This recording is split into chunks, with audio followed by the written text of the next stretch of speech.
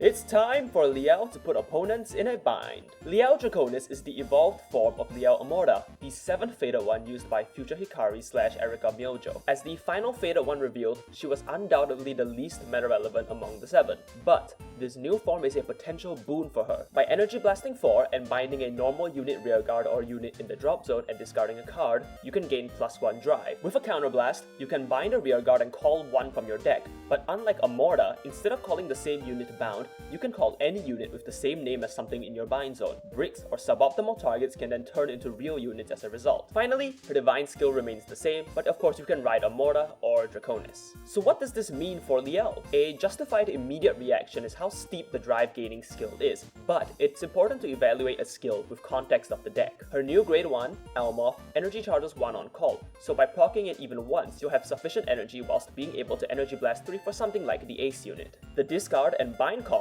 are also offset by Keter Sanctuary's value generation. The anime showcased Idaras being bound for cost to immediately draw 1, but since you can bind a normal unit in your drop zone, anything you discard for Ride or Elagenia can be bound so that you can call it later during your battle phase. The discard cost of her first skill can be offset by cards like the Nebula Knight's Order, Fire Regalis, or even my personal favorite, Exalted Dragon, so your discard never really makes you go minus. Finally, the early 2 binds after the first attack will put Liael Amorta's Perfect Guard skill online earlier, a useful tool considering she's searchable off Villageale. When it comes to Liael's offense, her attack pattern has never really been a problem. If you Persona Ride and involve Gabuelias on a Divine skill turn, you are now looking at 5 drive checks and 6 attacks, which is roughly on par with Minerva, a current meta threat. With her new grade 1 in Almoth, which gives 5,000 power to the front row, this amount of power is hard to ignore. It requires some testing and proper play, but I do think this may be Liael's first time being a meta-relevant threat. And if she isn't, well, at least that's not much different from when I spent my life savings on her.